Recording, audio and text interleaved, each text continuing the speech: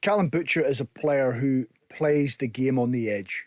You know, when you go in for, you watch him get in for tackles, sometimes you think, if he hadn't got the ball or he'd been a split second later, he could have been in trouble. And I think when you watch him play, that's how he is. He makes lots of tackles. He's a midfield player. He uses his body. He's always nibbling at things. When you always see him getting booked early on in a game, you think, you could easily go the rest of the game. Another one I look at is Alexander Gogic of Hibs. There's another one. Alan Power, another one who, they snap into tackles and, they put themselves on the line. But that tackle alone has to be dealt with. We're trying to stamp out physicality and endangering flair players and players who impact games and light games up. David Turnbull certainly is that. There's ways of stopping them. That certainly isn't one way of stopping them. So I think the SFA have to make some sort of statement on this kind of tackle to say this can't happen. A 1 or 2 game ban I don't think stands enough. Something has to be done more serious to make sure these kind of tackles are eradicated from the game. Yeah, and I mean, what he's effectively saying to the Scottish authorities is, you've just banned me for 2 games. Here's what I think of that suspension. Here's how that's affected me. Here's the discipline I'm showing now on the back of having been banned for a couple of games. He's lunging in, and with every rerun, Craig, it looked worse and worse, didn't it?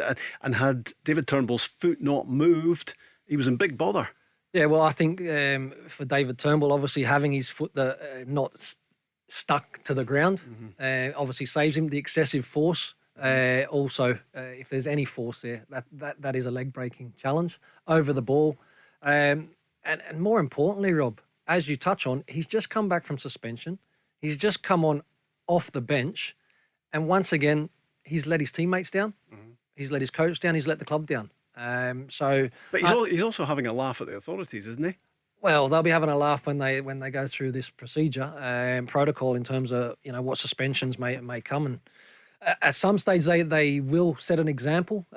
Craigs, I don't know when it's going to be. Is this the one? Because we had the Porteous challenge, I think at Ibrox as well, where it's over the ball. It's for me, it's a tackle when that studs go over the ball. You're putting your opponent safety at huge risk, and that needs to be cut out of the game. You're asking for trouble. The minute you go and you raise your studs at any level over the top of the ball, I mean, that caught the inside of David Turnbull's knee. He must have known himself, I'm in trouble here, or what goes through his mind. Because it's not as if he's tackling a player who is wanting to tackle him back. He's basically a sitting duck. David Turnbull's trying to get past him, and he's just going to leave one on him. I understand going to leave one on him and trying to trip him up, but you cannot raise your foot to the level that he did and not expect excessive punishment.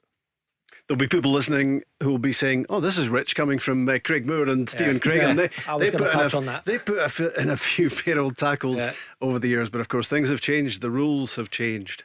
Yeah, they have, and we were talking offline there as well, and we were involved in many tackles when the game was different. But again, if you're going with your studs, Rob, for me that focus was still always to get your contact on the ball.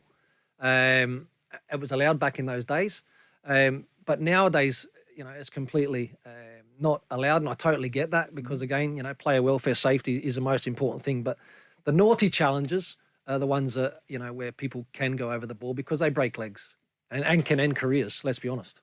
Tell Alexa to launch Go Radio or listen on the Go Radio app.